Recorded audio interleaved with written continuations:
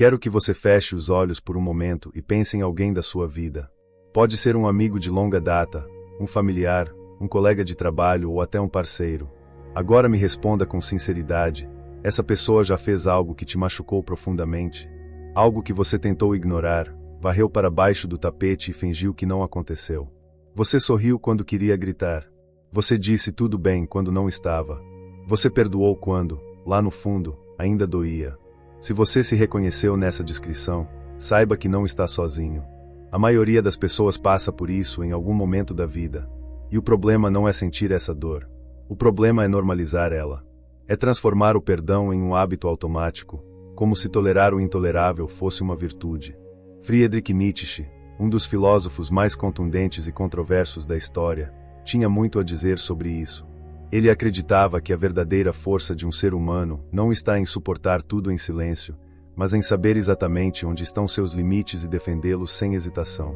Para Nietzsche, existem comportamentos que, quando tolerados repetidamente, não apenas enfraquecem quem os suporta, como também corrompem qualquer relação que poderia ter sido saudável. Neste vídeo, vamos explorar 7 formas de desrespeito que, segundo a filosofia nietzschiana e a psicologia moderna, você jamais deveria normalizar. Não porque você seja rancoroso ou vingativo, mas porque preservar sua dignidade é um ato de amor próprio que nenhuma pessoa deveria abrir mão. E preste atenção especial ao 5º ponto, porque ele é o tipo de desrespeito mais silencioso e devastador que existe, e que a maioria das pessoas aceita sem nem perceber que está sendo destruída por dentro. Antes de começar, porém, é preciso fazer uma distinção importante. Perdoar não significa aceitar. Você pode perdoar alguém no seu coração, liberar o peso do rancor da sua mente, sem necessariamente dar a essa pessoa acesso à sua vida novamente. O perdão é um presente que você dá a si mesmo. Mas continuar exposto a comportamentos que te degradam é uma punição que você não deveria se impor. Essa diferença muda tudo. Vamos ao primeiro ponto. A mentira deliberada, quando alguém escolhe te enganar com plena consciência. Todo ser humano já mentiu em algum momento da vida. Mentiras pequenas, algumas delas até bem intencionadas, fazem parte da complexidade da experiência humana. Não estamos falando disso aqui. O que merece sua atenção real é a mentira calculada, aquela que foi construída com cuidado, que foi pensada, planejada e executada com o objetivo de te manipular, te prejudicar ou simplesmente evitar uma consequência que a outra pessoa não quer enfrentar. Quando alguém mente para você de forma deliberada, o que está acontecendo vai muito além das palavras falsas que foram ditas. Existe ali uma mensagem implícita, uma declaração não verbal que diz: eu não acredito que você mereça a verdade. É um ato de desprezo disfarçado de proteção. É uma forma de controle empreendida por alguém que prefere manipular a realidade do que lidar com ela de forma honesta.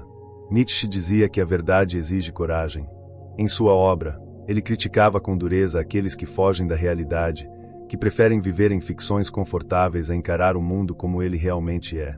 E quando alguém mente para você conscientemente, está demonstrando exatamente essa covardia moral. Está mostrando que não tem estrutura interna para assumir seus erros, suas intenções ou suas limitações. O problema é que muitas pessoas perdoam a mentira na primeira vez achando que foi um deslize. Depois na segunda vez por amor. Depois na terceira por medo de perder a relação. E assim a mentira vai se tornando parte da dinâmica, vai sendo incorporada como algo normal, até que a pessoa que está sendo enganada começa a duvidar da sua própria percepção da realidade. Isso tem até um nome na psicologia: gaslighting. E começa, muitas vezes, com uma mentira que foi perdoada quando não deveria ter sido. Você não precisa destruir ninguém por uma mentira, mas precisa ser claro consigo mesmo sobre o que aquilo representa e sobre o que você está disposto a tolerar dali em diante. Porque toda vez que você perdoa uma mentira sem estabelecer nenhuma consequência real, você está ensinando que mentir para você é seguro. A humilhação pública, quando o riso dos outros vem à sua custa. Existe um tipo de pessoa que tem uma habilidade muito específica para te diminuir exatamente quando há mais gente em volta. É aquela que faz a piadinha certeira na frente dos amigos, que corrige você em tom de superioridade numa reunião, que conta uma história que te envergonha com um sorriso no rosto, e depois, quando você reage, diz que está exagerando, que foi só uma brincadeira, que você não tem senso de humor. Esse comportamento não é inocente. Ele é estratégico. A humilhação pública é uma das formas mais antigas de exercício de poder entre seres humanos. Quando alguém te rebaixa na frente de outras pessoas, está estabelecendo uma hierarquia social. Está dizendo aos presentes: eu estou acima dessa pessoa. Eu posso fazer isso com ela e ela vai aceitar. E se você de fato aceitar, se sorrir constrangido para não criar conflito, você confirma essa hierarquia e autoriza que ela se repita. Nietzsche tinha uma visão muito clara sobre isso. Ele acreditava que o respeito que você recebe do mundo é, em grande medida, um reflexo direto do respeito que você exige para si mesmo. Um indivíduo que se conhece profundamente, que tem clareza sobre seu próprio valor, não permite que outra pessoa defina quem ele é ou qual é o seu lugar numa sala. Ele não precisa revidar com agressividade, mas tampouco se encolhe em silêncio. A questão aqui não é sobre ser sensível demais. É sobre perceber padrões. Uma piada isolada pode ser realmente só uma piada, mas quando elas se repetem, quando sempre são às suas custas, quando sempre acontecem na frente de pessoas, isso não é humor. É dominação. E a única forma de interromper esse ciclo é recusando participar dele, seja saindo da situação, seja deixando claro que aquele comportamento não é e nunca será aceitável. A invasão de limites, quando o seu espaço é tratado como território de acesso livre. Limites não são muros que você constrói para afastar as pessoas. São fronteiras que você estabelece para garantir que qualquer relação que você construa seja saudável e respeitosa. São a expressão mais concreta do que você é, do que você precisa e do que você valoriza. E quando alguém os ignora repetidamente, não está apenas cometendo um erro de julgamento. Está declarando que o que você sente e precisa não importa tanto quanto o que eles querem. A invasão de limites pode assumir formas muito diferentes. Pode ser a pessoa que aparece na sua casa sem avisar porque acha que é íntima o suficiente para isso. Pode ser o colega que ocupa seu tempo sem pedir, transformando suas manhãs em extensões dos problemas dele. Pode ser o parceiro que toma decisões que afetam sua vida sem consultar você. Pode ser o familiar que entra em conversa sobre suas escolhas pessoais como se tivesse o direito de opinar sobre tudo que diz respeito a você. Em todos esses casos, existe um denominador comum. A outra pessoa está colocando suas próprias necessidades, desejos ou conveniências acima do seu direito fundamental de ter controle sobre a sua própria vida. Nietzsche escreveu extensamente sobre a autonomia individual. Para ele, o ser humano mais completo, aquele que ele chamava de além do homem, era aquele capaz de criar suas próprias regras de existência, de viver segundo seus próprios valores sem ser dominado pela vontade alheia. Essa autonomia começa com algo muito simples, a capacidade de dizer não e de exigir que esse não seja respeitado. O que muitas pessoas não percebem é que, quando não defendem seus limites, estão fazendo um desfavor não apenas para si mesmas, mas também para quem os invade. Porque sem limites claros, as relações ficam desequilibradas e adoecem. E o ressentimento que se acumula do lado de quem é invadido vai corroendo a relação por dentro, silenciosamente, até que um dia ela desmorona sem que a outra pessoa entenda por quê. Estabelecer limites claros não é egoísmo. É o ato mais honesto que você pode praticar numa relação. A exploração da bondade, quando sua generosidade é tratada como um recurso a ser drenado. Há uma diferença muito importante entre receber ajuda com gratidão e extrair ajuda como se fosse um direito adquirido. A primeira é uma troca genuína, ainda que desigual em algum momento. A segunda é uma forma de parasitismo emocional e prático que, quando não é identificada a tempo, pode deixar a pessoa do lado de fora completamente esgotada, ressentida e sem entender exatamente o que aconteceu. Pessoas que exploram a bondade dos outros são especialistas em identificar quem tem dificuldade em dizer não. Elas reconhecem aquelas pessoas que foram ensinadas desde cedo que ajudar é um dever, que recusar é egoísmo, que o amor se prova através do sacrifício.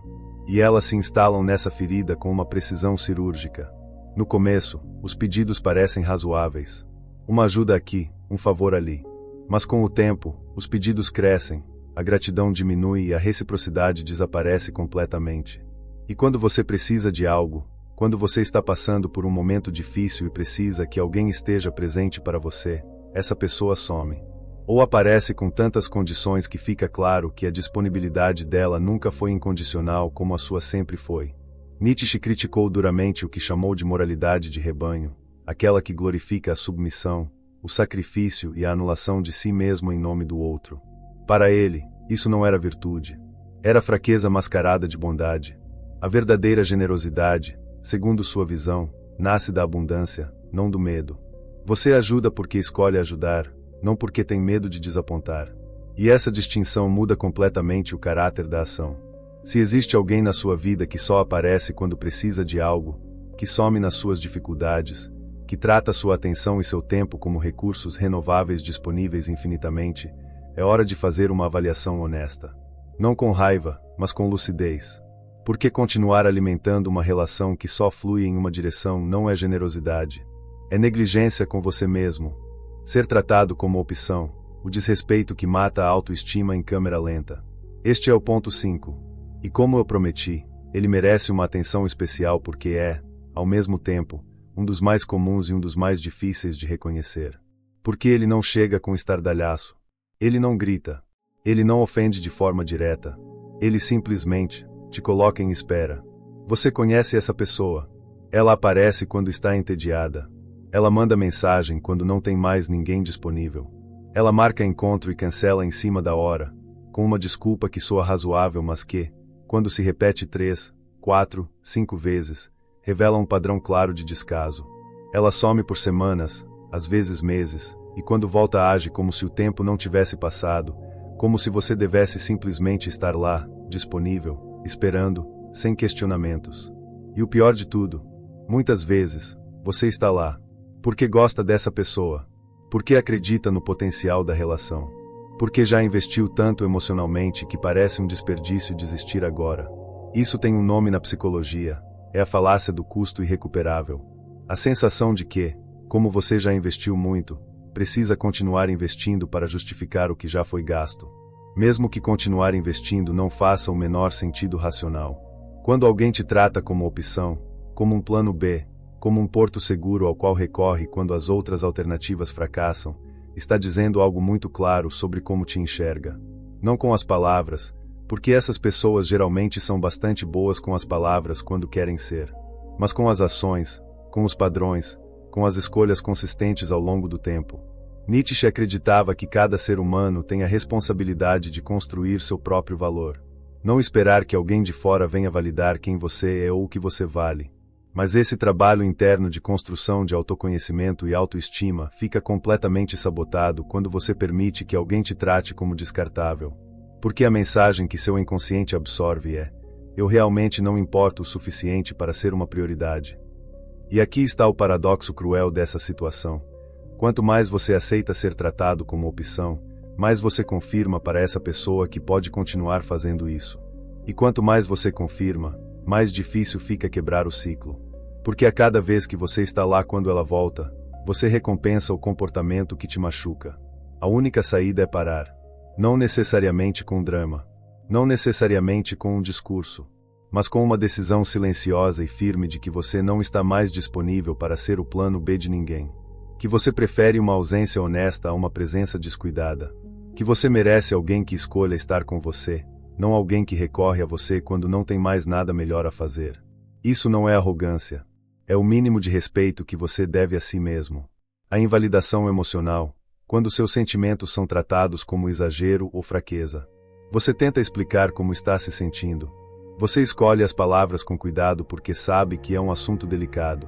Você se expõe com vulnerabilidade genuína. E a resposta que recebe é: você está exagerando. Ou então, está sendo sensível demais.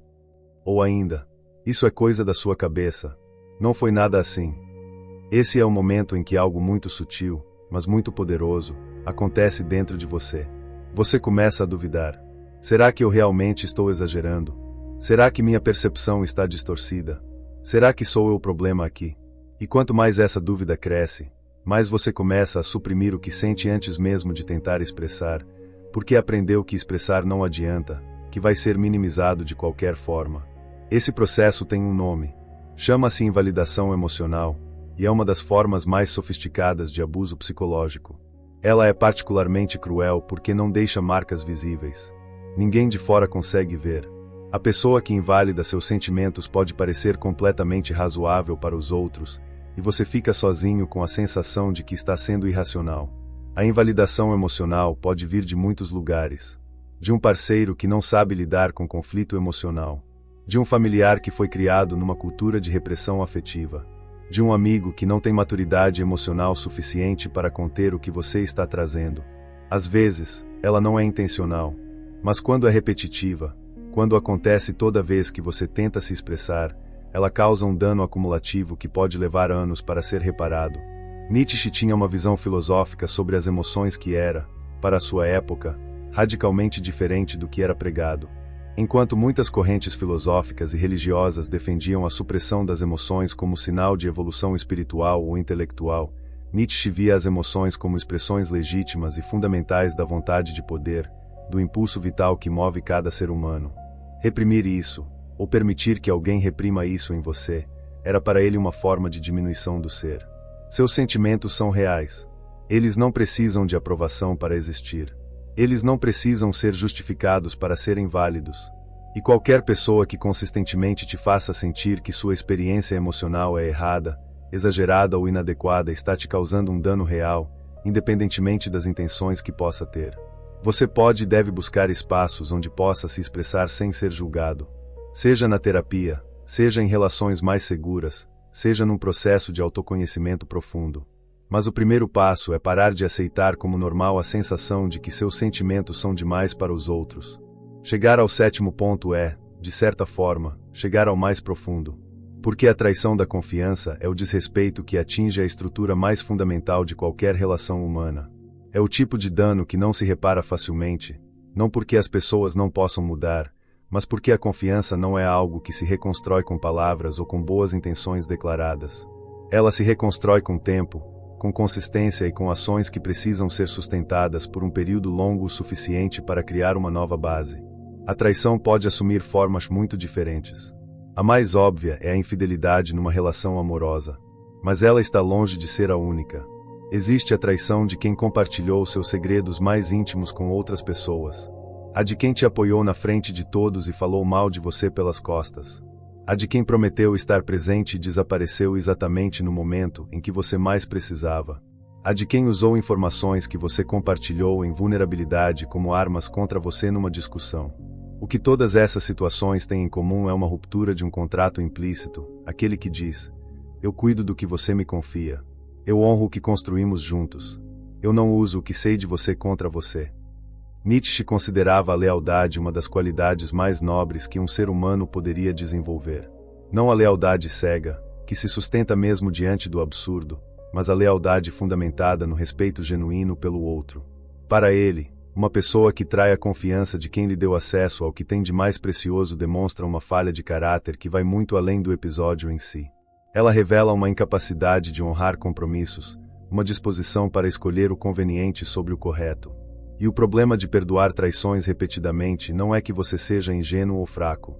É que, ao fazer isso sem nenhuma mudança real na dinâmica, você está ensinando a outra pessoa que suas traições não têm consequências. Que existe um limite que pode ser cruzado e que nada de significativo vai mudar depois disso. E isso não é bom para nenhum dos dois lados da relação. Perdoar uma traição pode ser um ato de profunda grandeza humana. Mas perdoar sem que haja nenhum processo real de responsabilização, sem que a outra pessoa demonstre compreensão genuína do dano que causou, sem que algo mude concretamente, é uma forma de desvalorizar não apenas a si mesmo, mas a própria gravidade do que aconteceu. O que Nietzsche realmente queria dizer com tudo isso?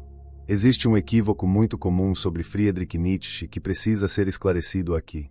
Muitas pessoas, ao ouvirem que ele defendia força, poder e a superação da moralidade convencional, concluem que ele estava pregando crueldade, indiferença ou egoísmo absoluto. Isso é uma leitura rasa demais de um pensamento muito mais complexo. O que Nietzsche criticava não era a bondade em si. Era a bondade que nasce do medo, da culpa ou da fraqueza. Ele distinguia entre o que chamava de moral do escravo, aquela que tolera o intolerável porque não acredita merecer melhor, e a moral do Senhor, aquela que age a partir de uma posição de força interna, de clareza sobre os próprios valores e de recusa em se submeter ao que vai contra eles. Quando ele falava em força, não estava falando de poder sobre os outros. Estava falando de poder sobre si mesmo. Da capacidade de conhecer seus próprios limites e defendê-los. Da habilidade de dizer não sem se dissolver em culpa. Da clareza para reconhecer quando uma relação está te diminuindo ao invés de te elevar, e da coragem de fazer algo a respeito disso. Essa é uma mensagem profundamente contemporânea. Vivemos numa época que glorifica a conexão, que trata o isolamento como fracasso social, que valoriza a resiliência às vezes como sinônimo de aguentar calado. E nesse contexto, saber quando afastar, quando estabelecer limites, quando dizer basta é mais difícil do que nunca.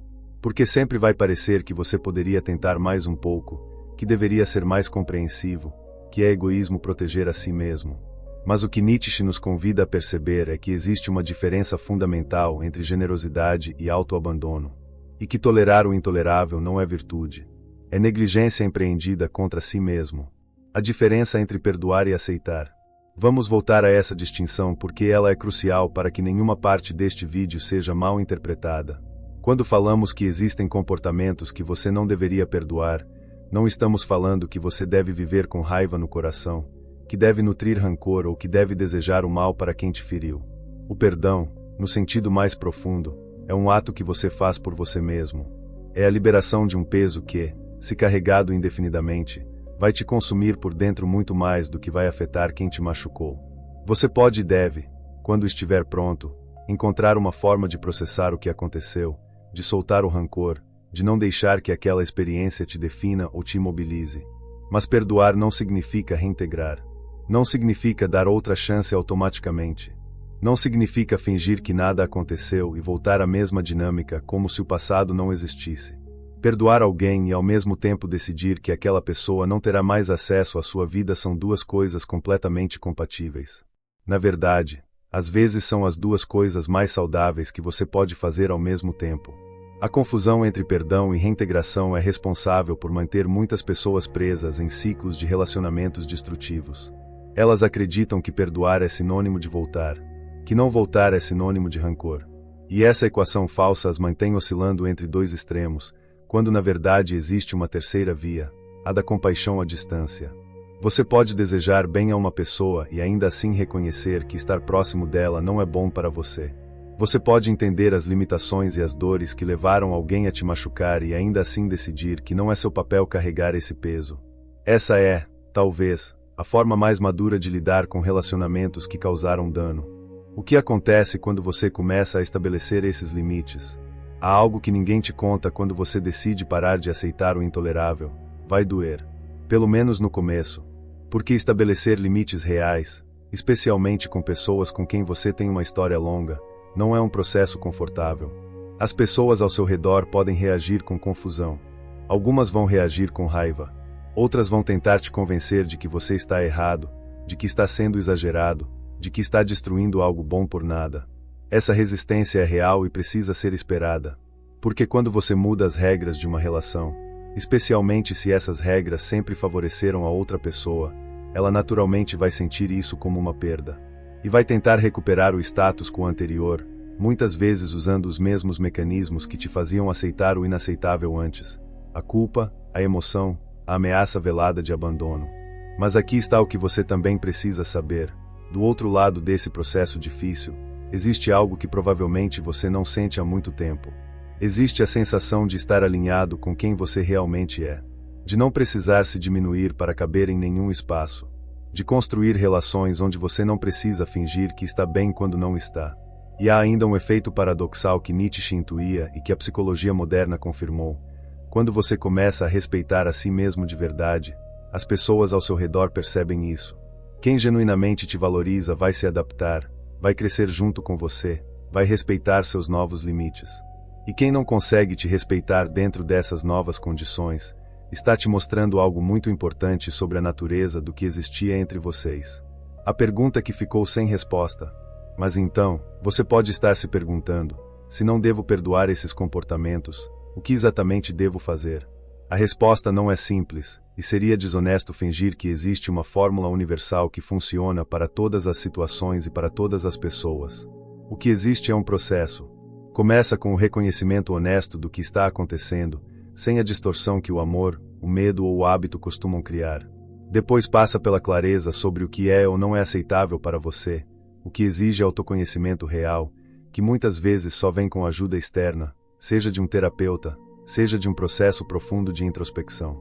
Depois vem a comunicação, que pode ou não mudar algo na relação. E por fim, se nada muda, vem a decisão sobre o que fazer com aquela relação. Esse processo raramente é linear. Você vai avançar e recuar. Vai ter momentos de clareza e momentos de dúvida. E está tudo bem. Isso é humano.